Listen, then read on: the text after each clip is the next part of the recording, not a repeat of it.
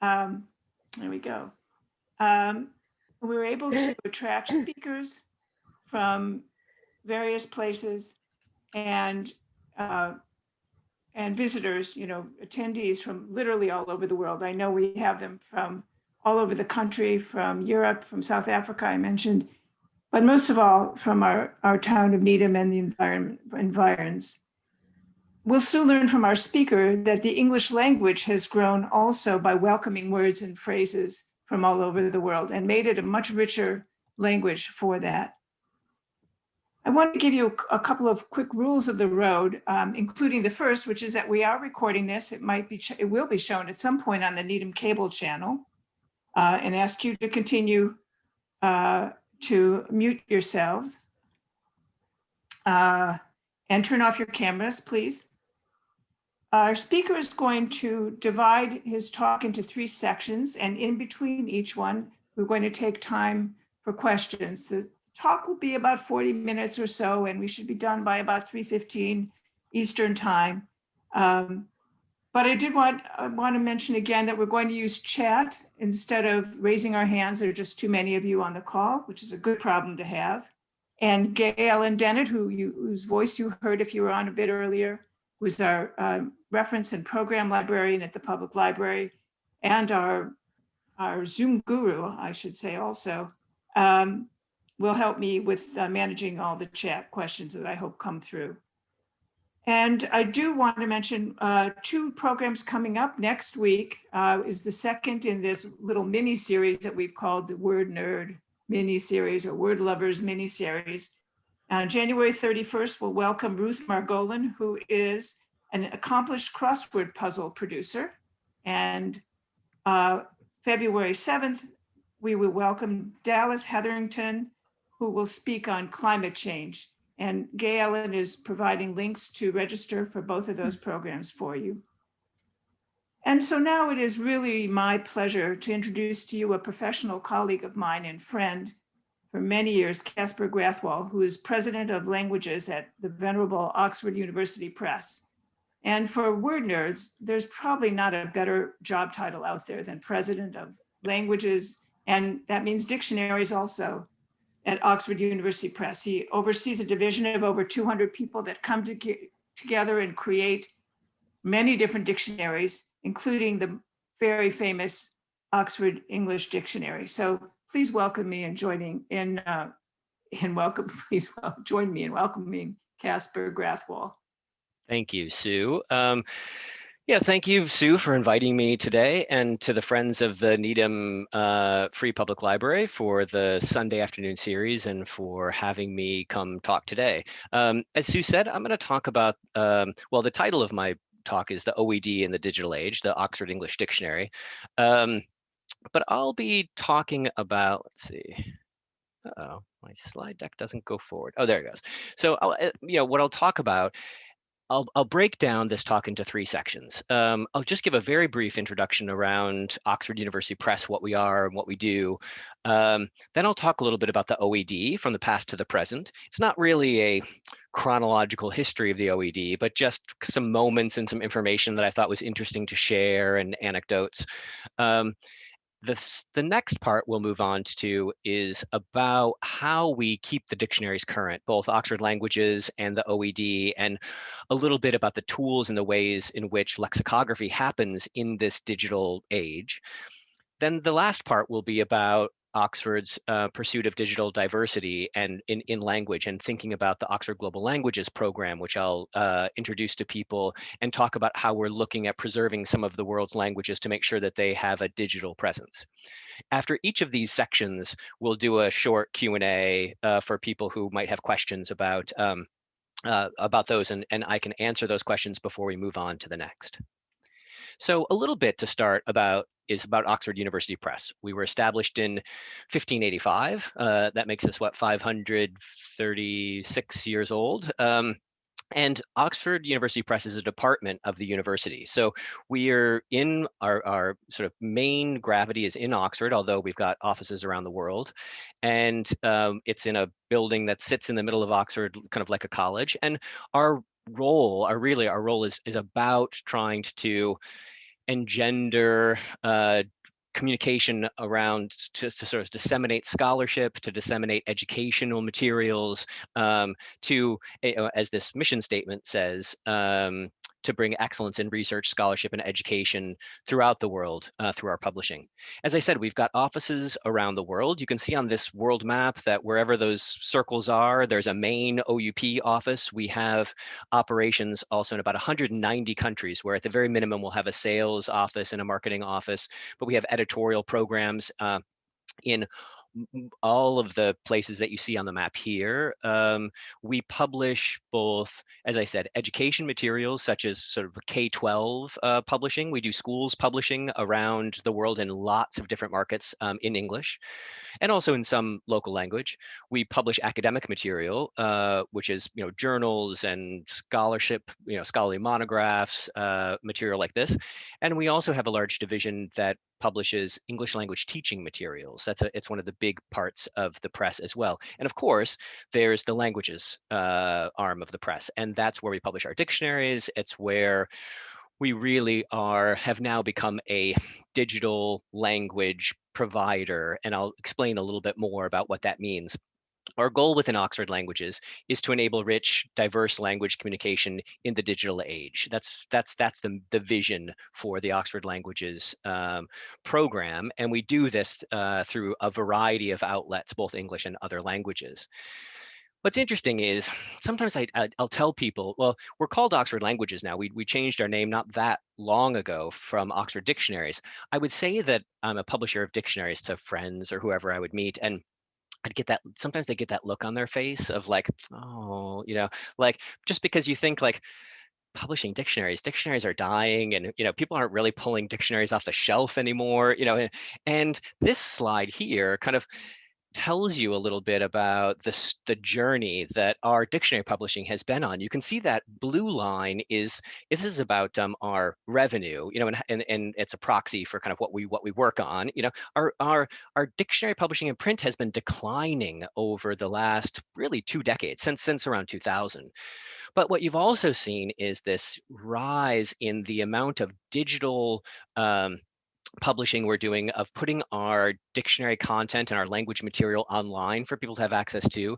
And then also, more importantly, even licensing a lot of our language content and language data into the applications and the platforms and the software that we all use in our digital lives, to make sure that there's good language underpinnings of that, and that in the experience you're in, you have access to what you used to have access to in a dictionary. And from these lines, you can see, like, our digital and licensing revenue has replaced our print revenue in a way that we've undergone an entire paradigm shift over the last 20 years, where we were a dictionary publisher and now we are a producer of language data. As I said, it sits underneath and embedded within most of the products that we use. And I'll talk about this a little bit later in the presentation, but these are some of the partners that we have, where we work with them and their language engineers and our language engineers on making sure that there's good quality, trusted content, language content in English and other languages that sits within your experience of your digital lives. And just even this sampling of some of the partners that we work with, it's hard to have a digital presence at all without interacting in one of these places, environments, and their tools, and most of us, with multiple of these parties. So we play a really important role in powering the lexical content of the digital age. The first part, so that's Oxford University Press. The first part of the presentation is really about the OED. The Oxford English Dictionary. This, just as a picture, is that's James Murray, who was the first and really most critical influencer of the Oxford English Dictionary. He was the editor for 36 years from its start, and he's sitting on the beach here on some monster of another that he's built. And I've always just loved this photo, because it kind of captures a little bit just of the whimsy that is part of the language. He was a very serious scholar, and but he also understood some of the playfulness and the ways in which our language is both intimate and personal. And it's one of the reasons why he was such a good editor to really launch the OED program. So a little bit about just the Oxford English Dictionary in general. It's the longest running scholarly research project in the world. It has its roots in 1856, 57. And really started getting going in 1879, I think, is when it really picked up a lot of steam. And that's when James Murray came on. It's a real record of the English language, and it's a historical dictionary. I'm sure most of you are familiar with the OED, but if you're not, it's not the same kind of dictionary when you have a dictionary on your shelf and you look up what a word means right now. What's special about the Oxford English Dictionary is it's a historical record of the English language from 1000, the year 1000 to the present day. And so it tracks how language has been changing, the words what they've meant and their senses and how those have moved and shifted over time. It illuminates when a word came into the English language for the first time, and it records those early uses. And there's evidence in it. So it's all based on a lot of citations that then end up showing the evidence of how we've spoken, and it records that. The OED is a multiple volumes, over 20 volumes, when it was first published in 1928. It's now digitally available at oed.com, and it's a database online wherever you can have access. Most access to the Oxford English Dictionary now is through places like the Needham Free Public Library and other institutional libraries, whether they're associated with universities or whether they're public libraries. And individuals can subscribe to it as well. It's behind a paywall. It's not free on the web, but as I said, most libraries and research institutions provide all of their constituents access to the OED. We're constantly updating the OED. It's 52, I have right down here, it might be 51, 52% of the original text of the OED when it was published in 1928 has been revised. And you think, God, that doesn't sound like a lot, like it's only half revised since then. But, there's so much that goes into researching and updating and revising an entry that, and so much of the language that's been captured in the past is historical language. It might not even be words that we use anymore. So it really is a research project. We have about 75 to 100 lexicographers who are full-time working on the Oxford English Dictionary. They're both tracking how language is changing now. They're going back and revising the old entries. And of course, now we've got so much more information and data and evidence available to us because of things that are digital, that the work around revising an entry is so much more difficult than it was when an entry was originally written, because we've now got so much evidence to have to review and make sure that we look at to understand how that word's being used. And the OED sits at the center of Oxford University Press. It's, most people, when they think of Oxford, they think of the university, and then they also think of the dictionary. It really has such a brand recognition and a weight, and it's funded by the press in a way that the press does not make money off of the Oxford English Dictionary. It's what we call internally a funded project, which is one of the reasons why we have a charitable status, because it's something that costs so much to do that it is one of the things that we underwrite as part of the press. But we feel like it's really very important, and it's one of the things that really, particularly when you are in the UK, and you realize is an institution there, and the British people in particular feel like they kind of own the English dictionary, even though we're the custodians of it at the moment. And every time we make a misstep and it's splashed across all of the papers in the UK, you realize how important people find the OED,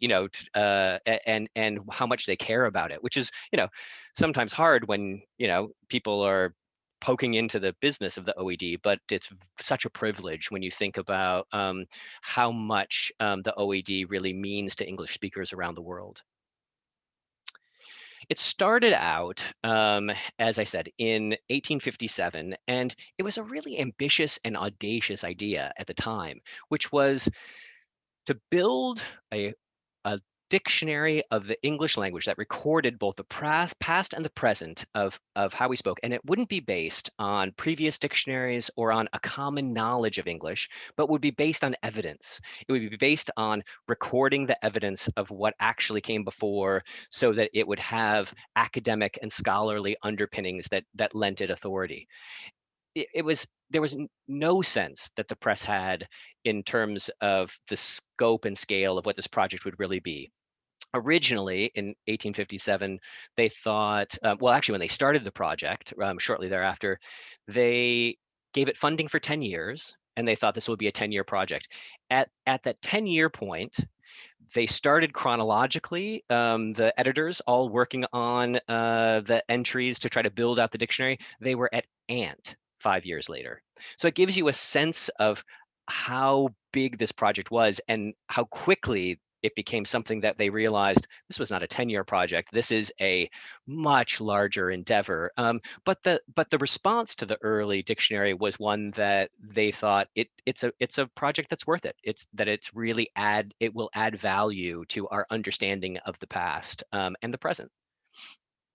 So this is just a quick little timeline of the OED, and I won't go through all of this, but it started in 1857 when they started talking about it. They began work on it, as I said, in 1879. 5 years later, they were at ant.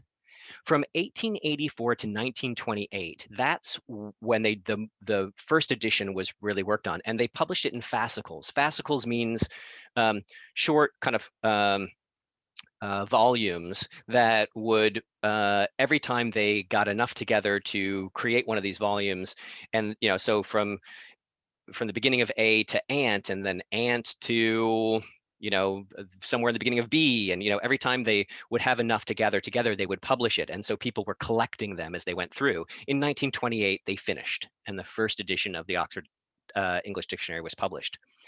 Now, between when that was ended in the mid 80s, they were publishing supplements. So again, this was all print work. So you couldn't actually, you realize a new word you wanted to add in. Well, the book dictionary is already published, and it's typeset and it's there. So what they would do is they would create supplements, and that would include all of the words that they wanted to add in or revise. And they kept adding supplement after supplement. In the 80s, they brought this all together and integrated it into the OED so that it was one seamless, complete OED again. And that was the second edition. Then, and of course, that was right about at the beginning of the machine age, where we were looking at start of computers and early, well, I guess in early internets and the like. And so it was in 92 that the OED was published on a CD-ROM, so you could get the entire OED on a CD-ROM. That was a big step, because one of the things it really did was it made the OED, we thought about the OED as content, and we started to then think about it as data, in a way that allowed us then to manipulate that data, and then made it, when we put that together for the CD-ROM, something that we could then eventually think about moving online. In 2000, the OED was launched as a digital online product on the web. It was one of the very first online products that Oxford University published, and in that way, the OED has always been breaking new ground throughout the course of its history, and that's it, which means for something that has such authority, but also when you think about the OED, sometimes you think about, I don't know, dusty scholarship or something antiquated. What's interesting about the OED is it's always been at the cutting edge of the kind of technology and dissemination that's coming next. This is a picture of James Murray. As I said, he was the first editor of the Oxford English Dictionary. He's there with his long beard, and this is his family. He was surrounded. He lived in Oxford the whole time. He was the editor until 1915, and when he died. So he spent 36 years of his life working on the project. And of course, 1815, the first edition was published in 1915. The first edition was published in 1928. He didn't live to see the first edition published, but he and a group of scholars around him, and British scholars from the Philological Society in London and others, were very influential in making sure that Oxford continued to support the dictionary and had the resources that it needed. But there were a lot of trials and in working on that. one of the things I said is it's evidence-based. And what's really interesting about the OED is this is an appeal to readers in 1859. In some ways, it was the first wiki. Or actually, I guess even before we had the term, this was the first project that was crowdsourced, 150 years ago. And it was an appeal that went out where they wanted everyday readers of whether it be books of literature or the newspaper or things like that, when they came across words that they thought were unusual or they hadn't seen before, to write them down. And they gave them little slips that they could record where they saw that word and and the citation, sort of write down what exactly the quote was, and they could send it in to the editors at Oxford. There were thousands and thousands of people who respond to this because it felt very egalitarian. It was something where everyone who reads is in some ways able to contribute to recording the English language and understanding how it works. And so this appeal led to thousands of contributors from all over the world. And of course, the entries that they, the slips they call them, that they would send in, there were millions of slips that would start to come in. You can see that's James Murray in his what they call the scriptorium, where they gathered all of this. You can see behind him on the right all of those little pigeonholes and things, all of those are packs of these cards that you can see down on the lower left. They're all slips, and they would organize these slips when they came in into the right slots in the right part of the alphabet. And then when they got to that part of the alphabet, they would go through and look at all of the citations and the years and the like. People would read classic literature.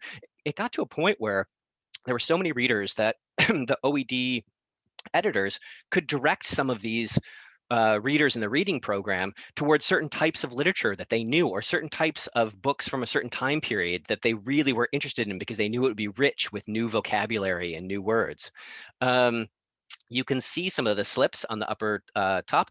There's one, I think the one on the upper left is a slip that Tolkien wrote. Tolkien was an editor on the OED for a period of time, and editors also recorded things in slips. I was thinking that was for Walrus. I know Tolkien worked in the W's when he was working on the OED. That might be an entry for another one, but you can see what these slips looked like, and you can also get a sense then of the scope of work that this project would take. I'm going to share a short interactive little video, and what this video does is it demonstrates how words over time enter the English language from other places. So they might be loan words, which a loan word means a word in whether it be French or Chinese or Hindi that comes into the English language and becomes an English language word that we use and that we record. That's called a loan word from another language. Or also some words were first coined and used in English, but they were as a result of coming in from another location and another place. So what I'm going to show you is an interactive map, and the map shows right here. You can see an example of it. There'll be little blobs that appear. The size of each of the circles is the frequency of that word in the English language as it's used now. And the color indicates what language family it comes from, whether it's Germanic or Romance, Latin, Greek, or an other. And where on the world map it is, you can see, you'll see. And what it does, let's see if I can effectively do this. Okay, Sue, can you just confirm that you can see that map? Or you might be, okay, I can see you, great. Okay, so I'm gonna hit play. So you can start to see in the lower left-hand corner the date. It started in about 1100, 1150, and it's ticking through the years right now. So you can start to see words that are coming into the English language in that year, our first recorded use of it. And there's a lot of them that are French. There's some Germanic, there's some Italian. I'm going to speed this up a little bit. And you're going to start to see, okay, so now it's going through 1200. We're in the 13th century. A lot of French words you can see there, but really dominated by Europe. And European words are coming into the English language here. A lot of Scandinavian and Germanic words. Italian is in there. Now we're hitting, let's just slow it down a little bit. We're hitting the We're in the Renaissance, and we're seeing, and look at those words from France and from Italy that are kind of pulling into the language during this time. And I'll speed it up again a little bit. And we're going to start to hit the age of exploration, and as you see the age of exploration start, all of a sudden you start seeing these little dots in other parts of the world. They're just yellow. They're starting to pop up. They're not from the core language families that the OED, that English has been used to. And now you're getting to a point where you're starting to see a lot of them. I'm going to slow it down again a little bit. Look at all those words that are coming in now in the Indian subcontinent, South Asia. You're seeing them a little bit from the Americas. We're in the 17th century, and this is coming in. There's one spot that I find really interesting as we go forward, and it demonstrates, how words often enter the vocabulary. Let's see if we keep going. Oops. Let's see. I think it's about 1725. I'm going to pause it. All of 24, 25. Okay, so all of a sudden, 1726, you see, look at Japan on that map. All of a sudden, you just see a lot of words. You go the year before, you see a ton as well. During this time, there's a huge amount of Japanese words that are entering into the English lexicon. And so why is that right at that moment? Well, what's interesting is there was a book title that was published in English called The History of Japan. It had been written by actually a German speaker, but had been translated into English. That German speaker had lived in Japan for multiple decades and wrote a history that got published. And in it, there's a lot of vocabulary that was very particular to Japan. And English didn't have a word for, so he would use those words. When that got translated into English and was a very popular book, it's those words started to move into the English vocabulary. And so that first recorded use is from that history of Japan. And a lot of what's happening as we record at the OED words coming into the vocabulary, the only real evidence we have is, well, when did it appear in a published form? Now that's broken down in the 20th century because, as you know, the written word is not we've got access to records of English and how we speak colloquially through whether it be social media and things like that. So things have exploded. But during this time, really published works were the way to understand when a word was first used. Shakespeare and how much he contributed to the English vocabulary, we know those words entered when we have written confirmation of his plays being published. So you can kind of see, I'm going to keep going through the language. And it's really kind of flying now. All parts of the world you see coming through. I'm slowing it down again.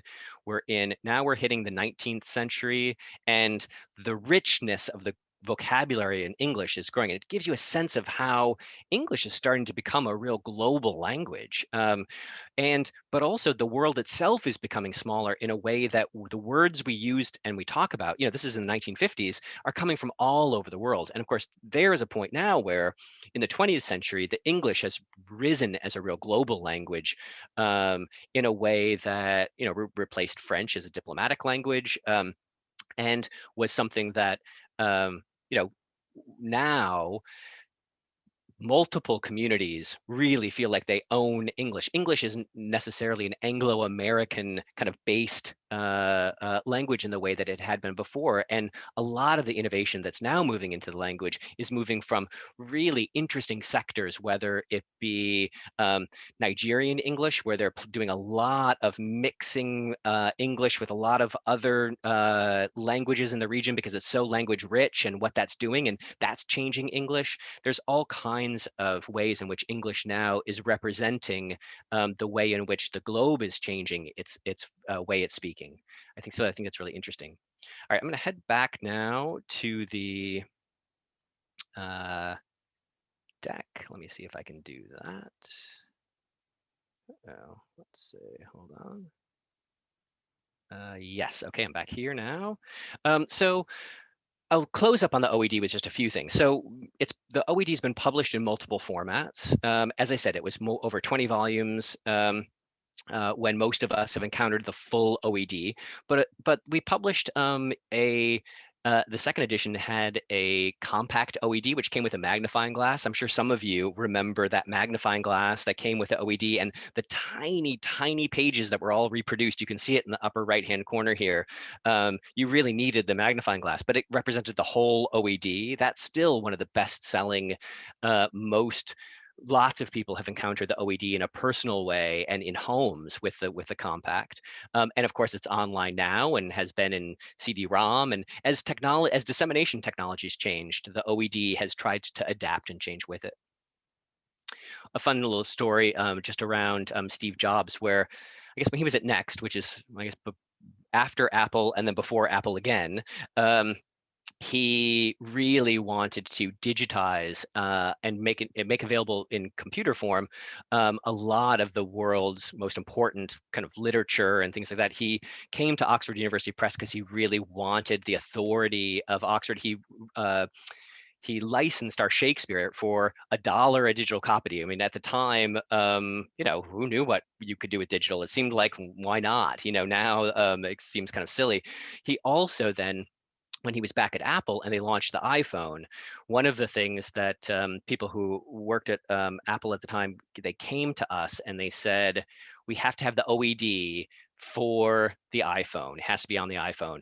Steve Jobs has said, like, absolutely, you must get it. Well, of course, they didn't really want the OED. The OED is an historical dictionary. Like, what he really probably meant was, I want Oxford's imprimatur and I want the best current dictionary available, that's out there. And so we convinced them that what they really wanted was our Oxford the Oxford Dictionary of Current English, the one that is present. But it took them a long time, and a lot of people kept repeating, like, no. Steve said, like, it's got to be the OED. He wants the OED on that. Like, that's the best. It must be there. And so it's just interesting how, it took a lot of effort for us to convince them that they really didn't want the OED. But in the end, the OED didn't go onto the iPhone. And I'm sure that just the size-wise alone, they would have seen how much data the OED took up and probably would never have been able to put it on that first version of the iPhone anyway. Although I guess now probably with how much you can store on an iPhone, you probably wouldn't have a problem. So there's, as I said, this isn't a comprehensive history of the OED. I'm just running through and familiarizing you all with some of the more interesting aspects and orientation around it. But there are some great histories and books that have been published. So The Professor and the Madman, I'm sure many of you have read this one. It's by Simon Winchester, who's a great friend of the OED and the program. It's the story of Chester Minor, who was one of the most prolific contributors to the Oxford English Dictionary. Through the reading program, he was US American based, and had a significant correspondence with James Murray and the others there, to the point where via letters they had become real friends, and only later did they realize that he was in an asylum for the criminally insane. It's a great story that Simon Winchester tells of his story, his part in the OED and his story as a murderer, and all of the things that kind of go along with that. It got turned into a movie fairly recently. Have to say, like, hopefully neither Mel Gibson nor Sean Penn are on this sort of this podcast or Zoom call, because it wasn't that good in my view. I liked it. Okay, well, that's good. It was it came out recently. So if you read The Professor and the Madman, or you're interested, I think it's available maybe even on Netflix or Hulu or one of those right now. And they dramatized the story that Simon told in The Professor and the Madman. Simon Winchester also then wrote a whole history of the OED, which is really for the general public, called The Meaning of Everything. And it's really good. He has a great touch for how to tell the story of the OED in a way that's just fascinating. He pulls out all of those historical details and knows just how to tell that in a story that captivates. Another fun one is Ammon Shea, who several years ago read the OED from start to finish, and then recorded this in a book and wrote the story of him reading the OED, which is it's really interesting and quirky, and it tells a lot of the story of individual words that he's running across and their meanings. I thought a couple that I thought he talked about that were particularly interesting at the moment was one was what did I write them down? Empleomania, which is a manic compulsion to hold public office. I thought that seemed particularly timely right now. And another timely one was Zabernism, which was a misuse of military authority. Both of those seem to resonate for me when I was looking through this a couple days ago. And then there's also Peter Gilliver is an editor at the OED. He's been an editor. He's a longtime editor who has spent his career at the OED. He's a scholar as well. And this is a more academic, scholarly view of really the history of the Oxford English Dictionary and how it was made and that story over time. It's got a lot of footnotes and scholarly apparatus in it. But so for someone who's really geeky and interested in the OED, it's got a lot in there, and it's a really excellent piece of scholarship in its own right. So that's the end of the first section. As I said, next I'm going to go on and talk a little bit about the how we make how we keep the dictionary up to date now, and the tools and the ways in which supporting a digital dictionary like the OED works. But before we do that, I thought we would pause now and just have a little question and answer session about some of the historical things about the OED if we've got them. So Sue, I think you're the one who Yeah, would. I'm going to do that, Casper. Okay, great. We'll just Great. take maybe one or two, because just in the interest of time, to make sure we get through. Sure. There's a lot of information to cover. We have a question here about whether Dr. Johnson's dictionary had any influence on creating the OED. That's a good question. Yeah, Johnson's dictionary. I mean, I guess the answer is it could not have, right? I mean, in the end, it was a very pervasive, popular dictionary of that time, and they were responding in one way or another to the most current common dictionaries that were out there.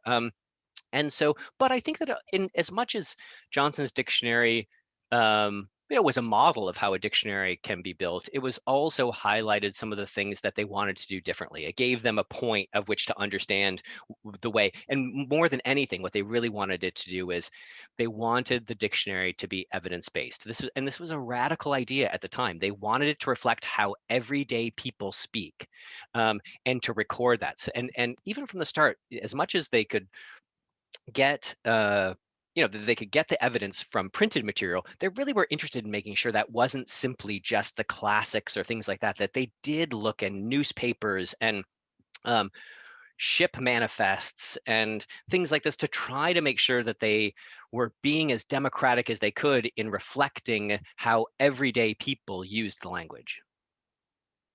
So I think that's probably one of the big differences. All right, we have a couple more that just came in. One was, it's moving. Sorry. What is the significance of the date in the 1500s that you mentioned? The date in the 1500s. I don't know if I mentioned a date in the 1500s. Yeah. Maybe it was it the when I was going through the calendar, or when I was going through the thing, I talked about 1725 as an example of a year when that History of Japan was published, and why you saw so many words moving into the English language that had a Japanese origin. That could be. I think that might be it. Yeah. All right, and let's see. How were the sources for each word chosen? How did the first scholars know that the source for a particular work was a given text? Well, it's a really good question. I mean, what they knew is they knew that they had some of the earliest works recorded in English, disseminated, and that they had available to them. They looked at all of those first, and from that they pulled a lot of the first usage of English language words, and then they would move there. There was a big program, a Middle English Dictionary, which is a sister project to the Oxford English Dictionary, and the Oxford English Dictionary incorporates that data as well, where they really looked at some of these major primary works, and that was something that obviously has a rich amount of material in it. There's some works, whether it be like, I think like Spencer's Fairy Queen and a couple others that, because they were early works published in English, they've got a lot of first use evidence in those.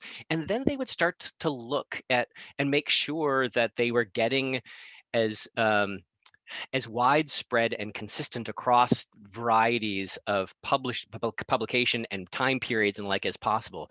But at first they started with those early books in a way that, those are the ones that had a lot of first recorded uses and they knew they would be rich sources. Okay.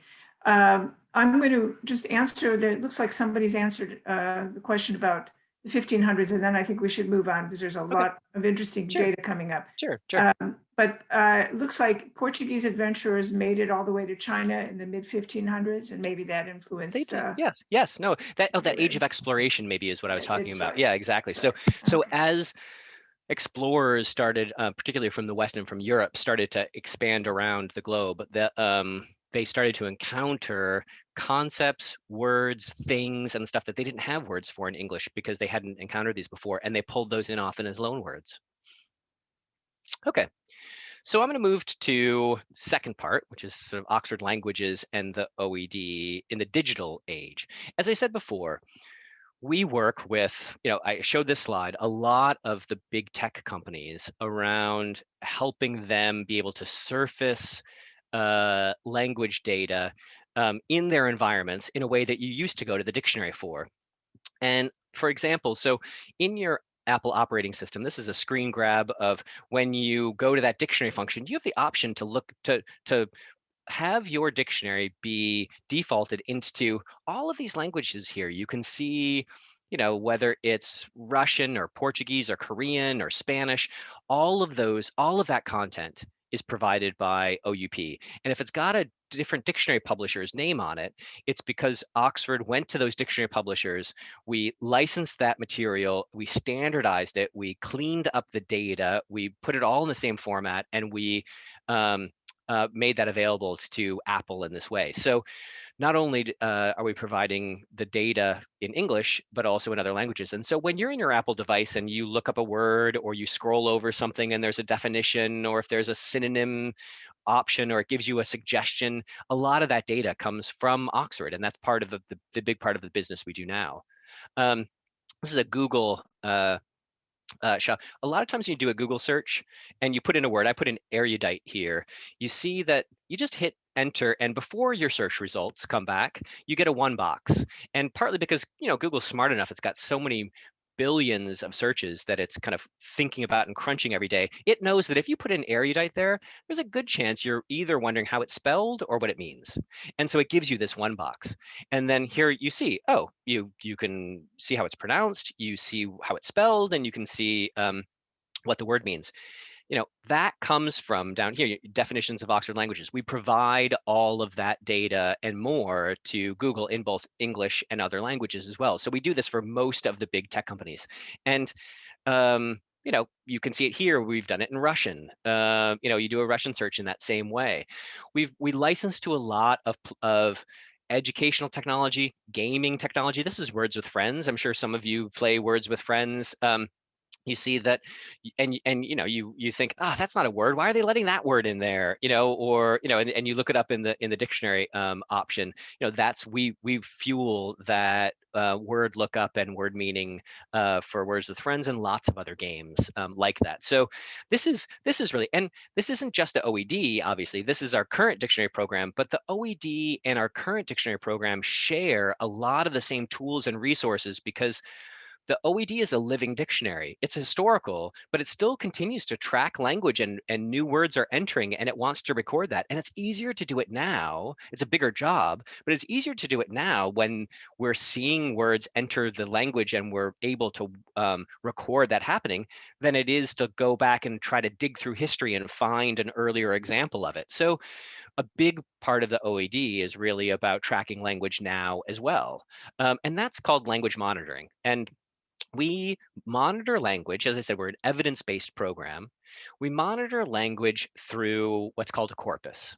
And a corpus is really just a big mass of English language being used, whether it's published books and web chats and tweets and newscast transcriptions and all of this we put together into a big database, and then we take some tools and some lexicographical applications that we've built, we point them at this corpus, and we pull out really valuable evidence around how new words are coming into the language and how words that we used that in one way start to change and we start using them in a different way.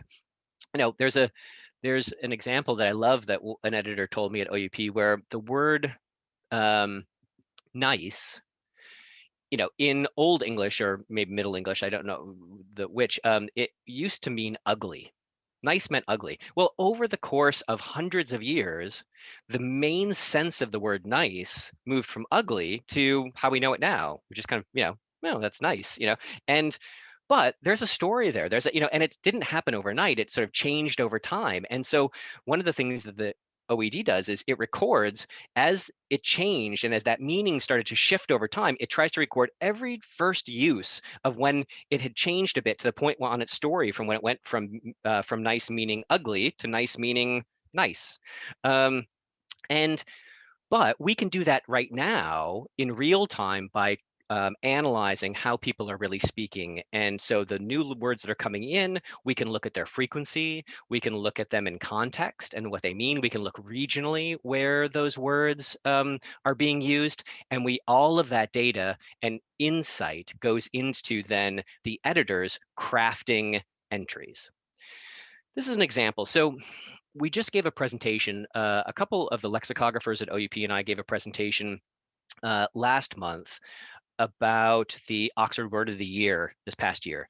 One of the most interesting things about this past year is that, well, not one of the most interesting things, but an interesting thing about this past year is that our lives have been turned upside down as a result of the pandemic, and the language we use to describe that has had to keep up. It's turned upside down as well. It's been such a rich year for new language, for changes in language, and this chart right here shows every month we can look at the language that's being used then, and with the tools we can analyze which words are spiking in frequency, we're using more, or which words are coming into the English language and playing a really important role that month. So you can see which, if you look at here in January, we've coded these words on here. These are the top words that have really significant increase in usage in that time period. And we've coded them, if you look at the themes in the bottom right, the blue is COVID related words. And the first thing this year tells you is it was dominated, our vocabulary was dominated by COVID related conversation and vocabulary. You can see how much that has gone up here. But even things with, presidential elections and politics in the US, where the impeachment in January, impeachment as a term was being used a lot in January.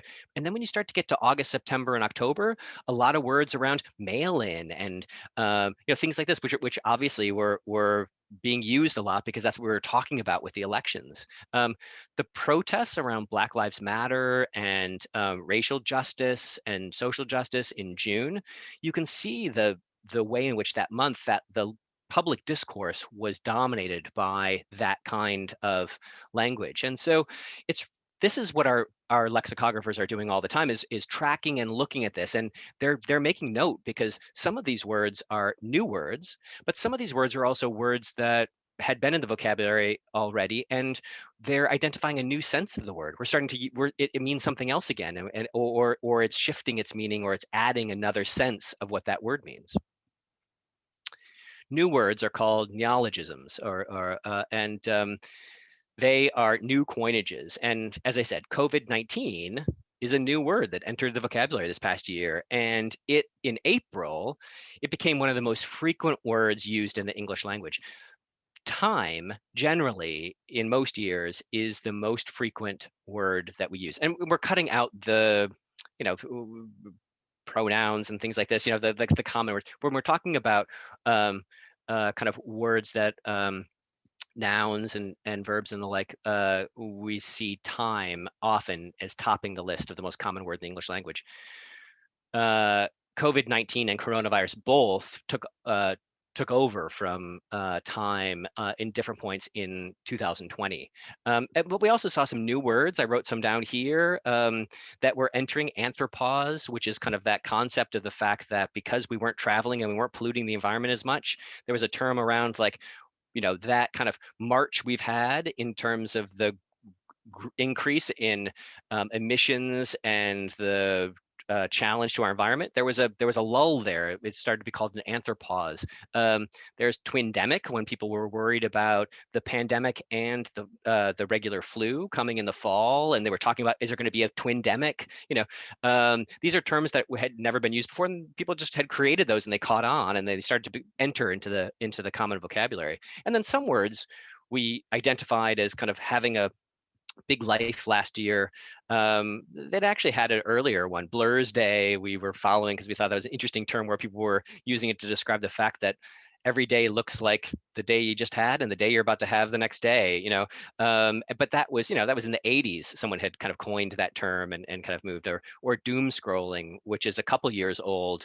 So, we were already starting to doom scroll before the pandemic, but doom scrolling is when you just get caught in that cycle of just scrolling through your news feed around one bad news story after another, and you just leave feeling kind of depressed and deflated, and we've all been caught in down those rabbit holes. And doom scrolling is something that people started talking a lot about this past year. The lexicographers use these tools, and one of them is called Sketch Engine, and they can make word sketches, and you can start to see. And so looking here, on this slide, you see two words, coronavirus and social distancing. Well, both of those words we know intuitively had huge spikes last year.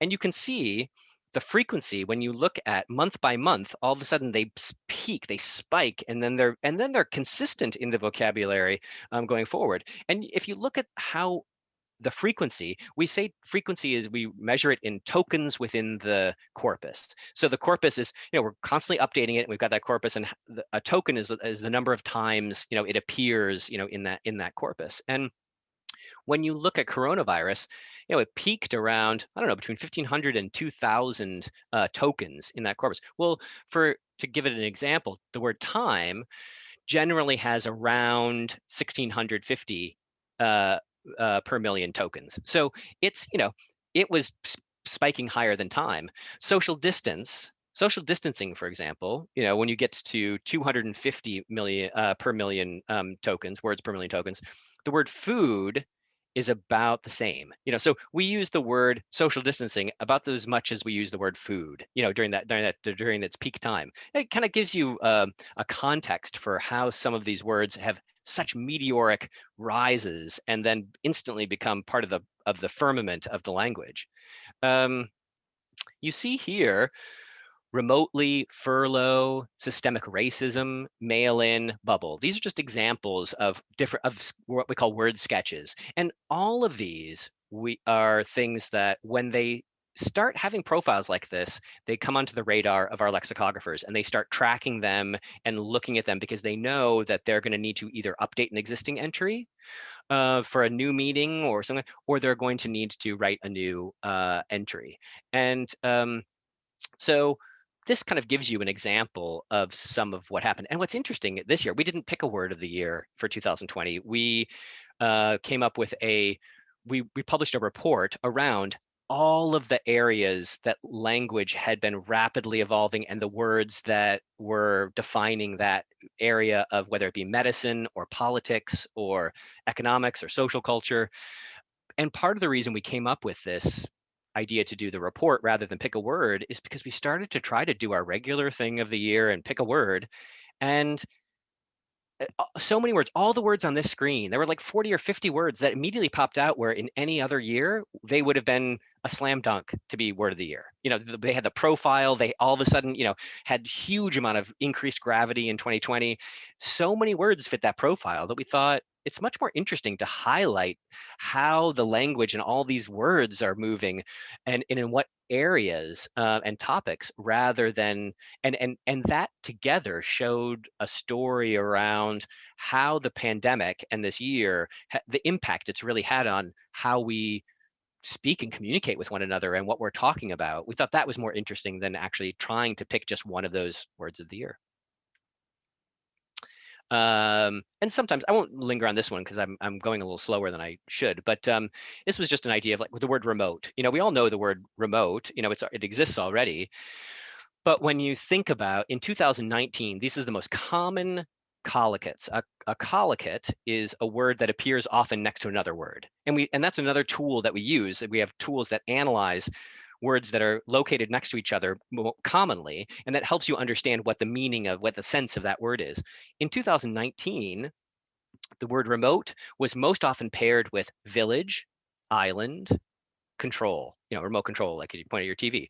You know, in 2020, it had a completely different profile. It did a 180. The most common words that are next to it are learning, remote working, remote workforce. It tells you that that word in the language was doing heavy lifting in a totally different way in 2019 than it was in 2020. That's really significant to record for history, but also to record for how we're using that for current definitions and the like.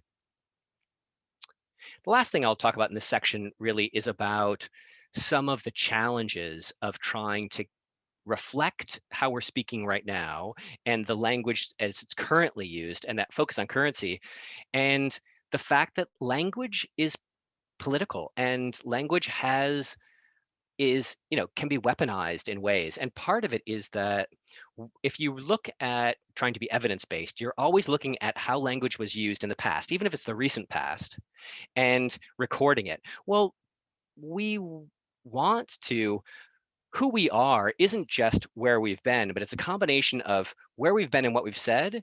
And it's also a combination with that and being aspirational of where we're trying to be and the best senses of ourselves. We live somewhere in between who we've been and who we want to become. That's the sweet spot of responsible language now. Now we're just reflecting, you know, we're a descriptivist program, but that's a bit of a cop-out because people look to Oxford as a canon. They look to Oxford as some place that's codifying and establishing, real English. And so we've had real challenges. You can see a lot of these headlines from papers where we're constantly being called to task because something's not accurate, or it's no longer accurate, or it's outdated in the dictionary. And we haven't updated it yet, and that we really want to. The expectations around users now is that they everything is up to the minute updated. You know, it reflects exactly where they're at. You know, shrill is a good example here. We really ran into some people who were upset with the fact that shrill, a lot of the example sentences for shrill were referred to women. And the truth is, the evidence is shrill is almost exclusively used as a word to describe women, not men. Men are never called shrill, women are called shrill.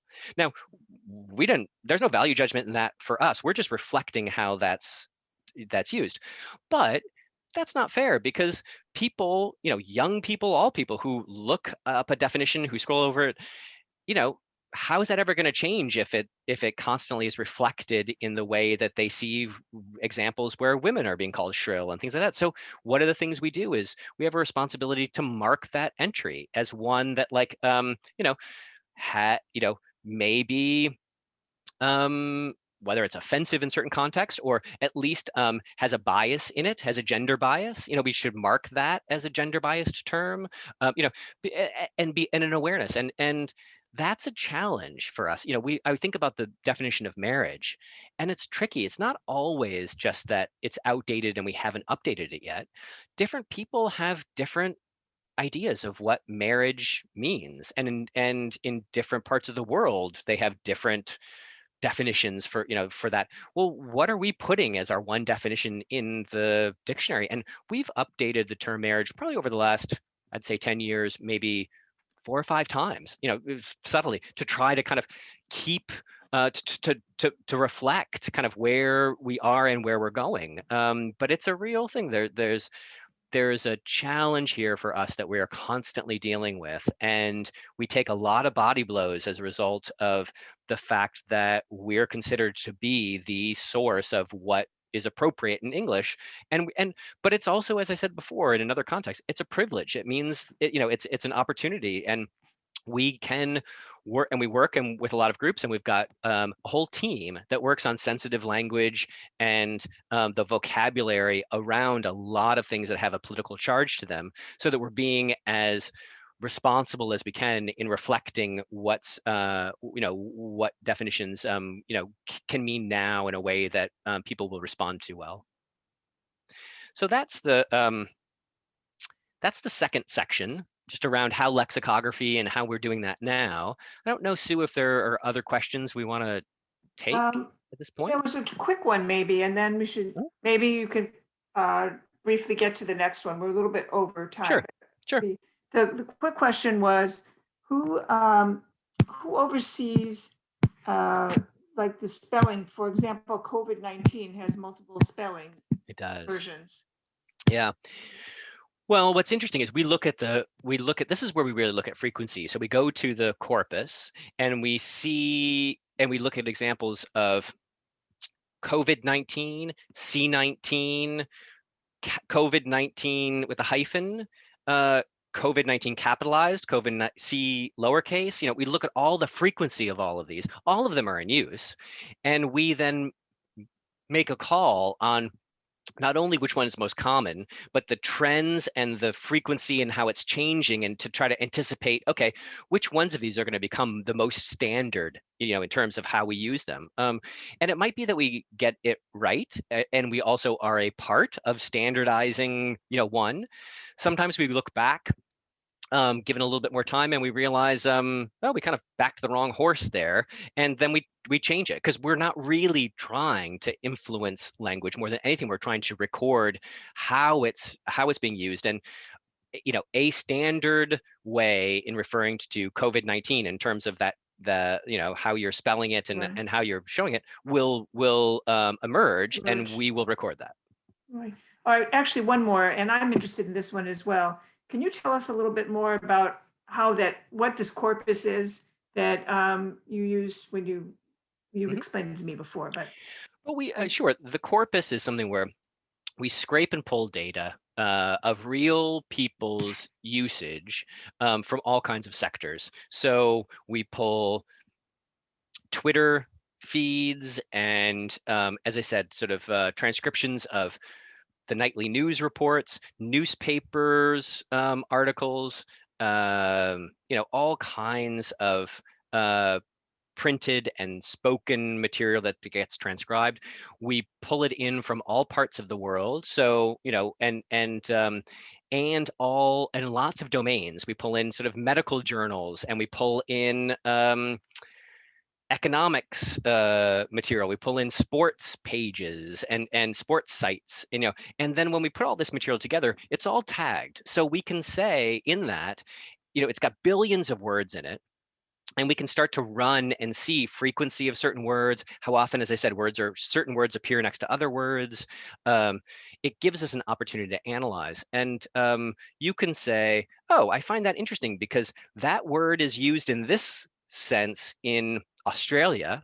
It's a very Australian local. It's not used in a lot of English in other places. Or, that's a very South African regional word. So I'm going to label it as such, or it's a word that tends to only be used in the legal domain. I don't see it in a lot of the material we're pulling in that isn't tagged as from legal sources. I don't see it anywhere. So it's probably a legal term.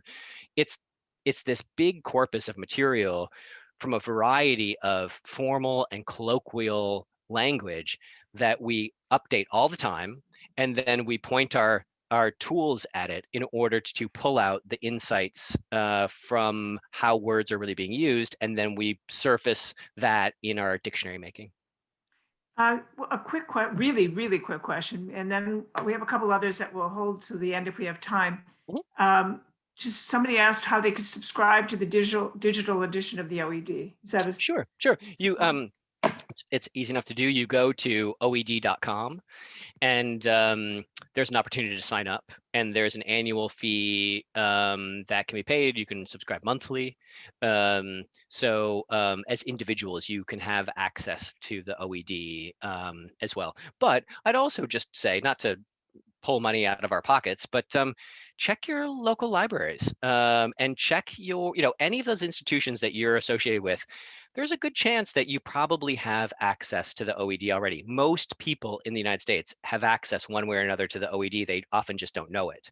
So your library card might be your opportunity to be able to search through the OED if you go through your library's portal. Okay, so people are staying on, so I'd say let's go to that last section. I think it's very Sure. interesting, and Okay. see if we have time for more questions. Sure. The last section is really about is expanding beyond English. One of the things that Oxford Languages is, well, it's languages, not just language. It's not just English. We're looking at a lot of languages around the world, and this started because we published bilingual dictionaries and in a lot of different languages. And I think this quote I found really particularly moving and true in that, when you're able to communicate in someone's language, it's an emotional response. Language and the language we speak is like culture and community. We feel ownership of it, and so there is a generosity of spirit that comes along with being in your own language that you just don't even realize often. And I often don't realize it because I have the privilege of being able to speak in English most of the time to most people in the world I talked to.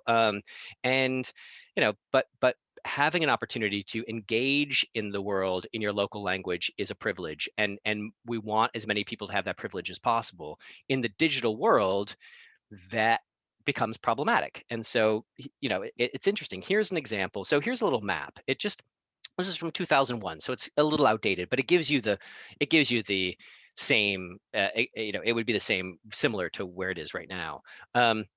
This is a map that shows the world's kind of languages and major languages, and the size of each of these pieces of this puzzle are based on the number of speakers. And you can see that how rich that tapestry is. English, and of course, it's the number of native speakers. So that's a really good distinction that needs to be made, because English, you see it in the upper left-hand corner of the circle, is not that big, smaller than Chinese and Hindi, but that's native, well, maybe not Hindi, but native speakers.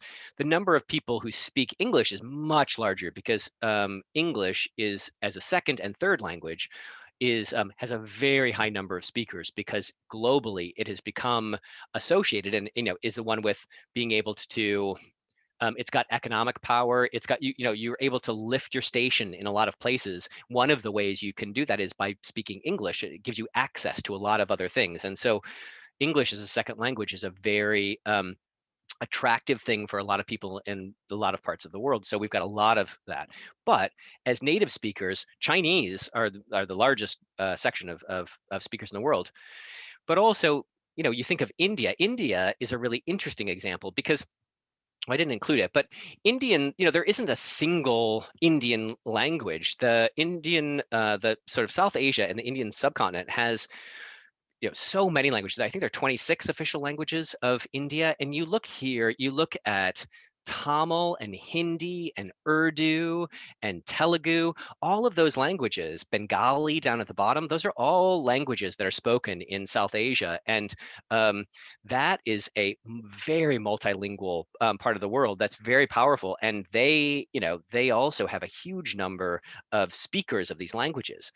The challenge that comes in is that when you think about living your digital life, I showed you at the beginning that Apple iOS thing where you can, default to whatever local language you want your operating system to function in.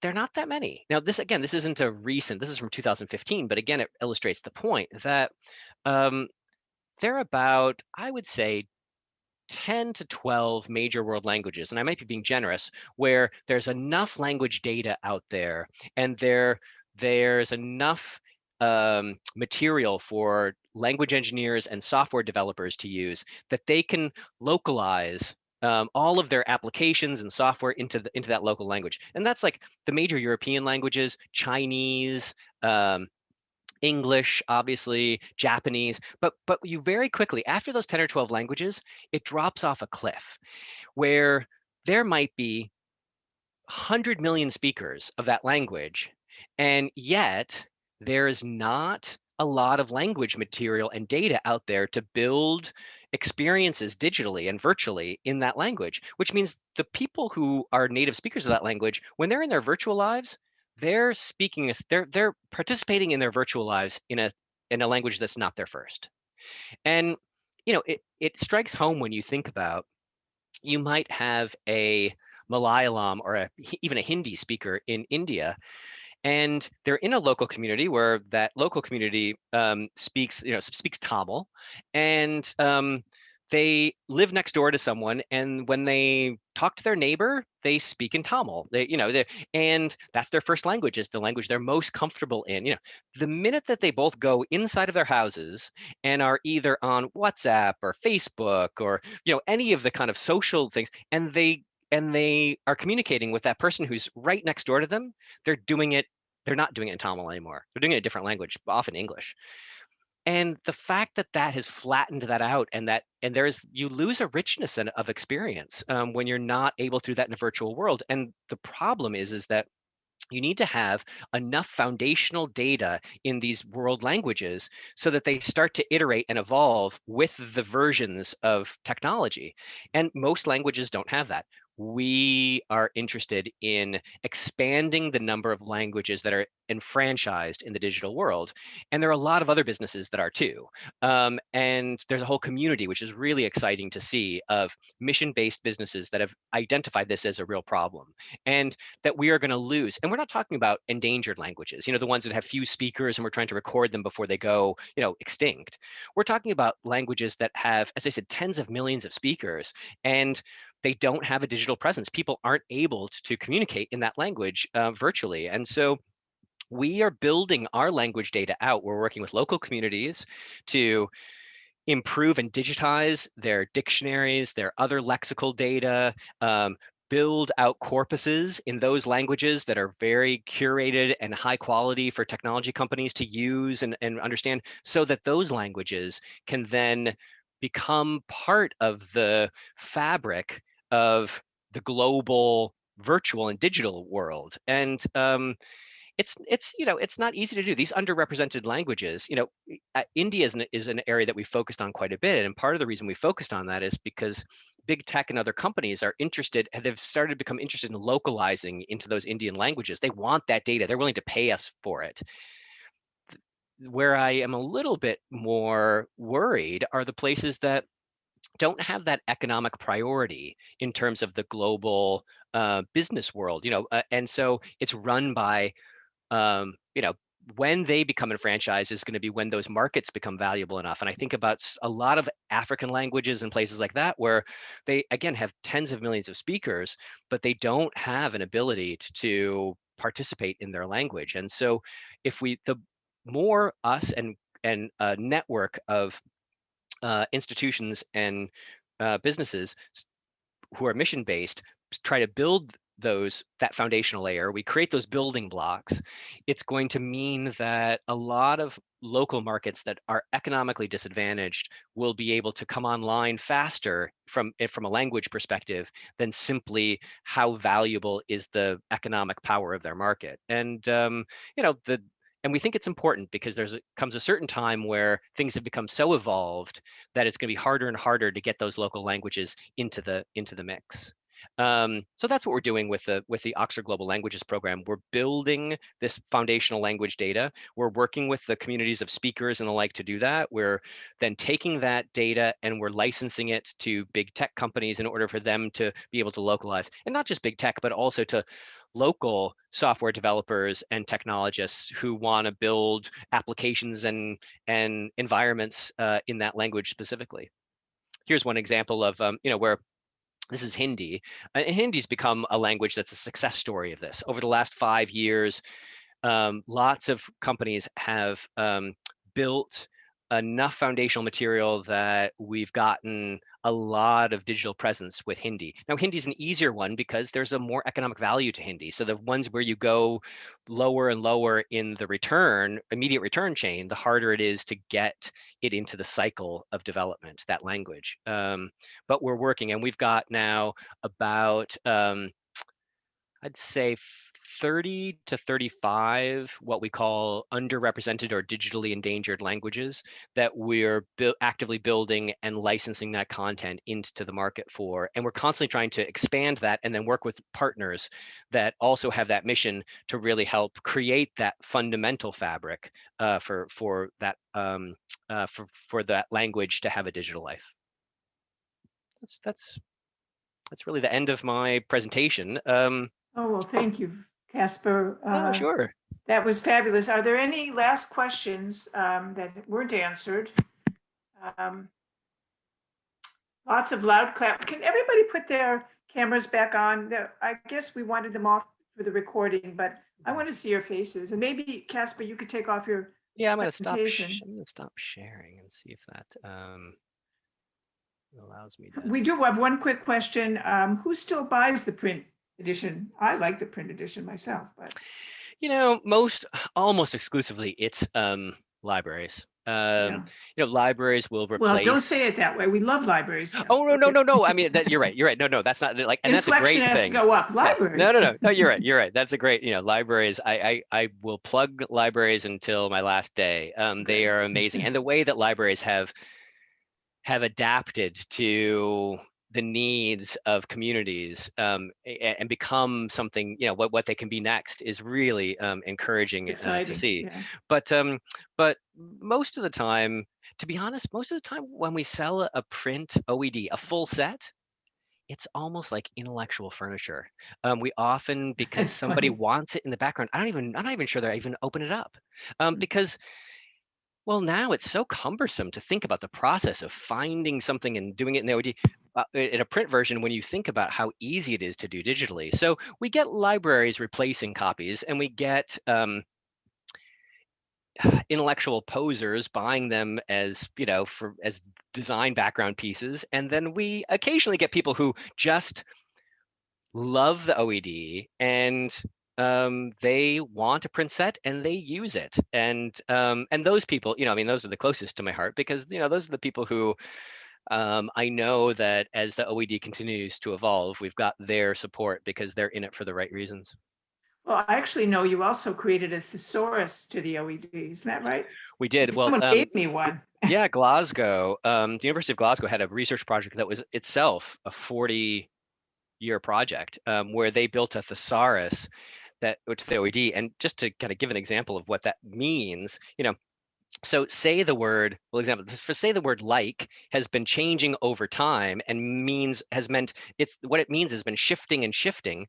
The historical thesaurus for any particular time period, any particular year, gives you the synonyms and antonyms of that word, not what it means now, but what it means at that point in history with the words that it's alike and like or against at that same point in history. And it's kind of a little mind-boggling to think It's about how you mind-boggling. do that. Like, Yeah. but as a digital resource, when you connect the OED and the historical thesaurus, it becomes a really powerful tool for historical language exploration. And we start to see all kinds of scholars and academics and researchers using the OED as a way to help illuminate some of their research that isn't specifically about language, but they find that the OED can tell them so much about a particular time period and a place and things like that, that the OED supplements a huge amount of historical research into a wide variety of areas. Well, we're getting a few more questions, but I think we should end it here because we've taken a lot of everyone's time, and we can always, maybe we'll get you back in another couple of years too. Yeah, I'd be happy to come back. That It's would be great. these are topics I love to talk about, and It's I great. just want to It's thank great. everybody for staying on. I mean, it was almost an hour and a half, and I talked almost that entire time. So thank you for listening to that. And yeah, and look, if people have questions that they're really dying to ask, feel free to reach out. I'm available. Casper.Grathwohl@oup.com. You can find me on I don't know, Twitter and all those other things too. It's always my LinkedIn. name, and yeah, there aren't very many of me, so you can just put in my name, and it usually is me. But yeah, I love having these kind of conversations, and yeah, I encourage people. There's a lot of other stuff that's been written on the OED. Books that you can get from your library, histories, as I said, little pieces of history that are interesting, the ones that Simon Winchester and others have written. So there's one on Tolkien in the OED called The Ring of Words. There's a bunch of really good things if you ever want to dive in deeper. Good. Well, you're getting a ton of thanks, and we loved this on the chat. Oh, And good. before we hang up, and before I thank you one more time, I want to remind everybody to come next week for the second of the two-part Word Lovers mini-series, and that will be Ruth Margolin, who's an expert crossword puzzle producer and register as you did for this program. And there's also a link on the chat. So Casper, thank you so much. Sure. Thank Bye, you, everybody. everybody. This will be recorded. You can watch it again on the Needham Cable channel. Thank you. And please see everyone's even clapping. So take care. We're going to end the meeting now. Thank you. Bye-bye.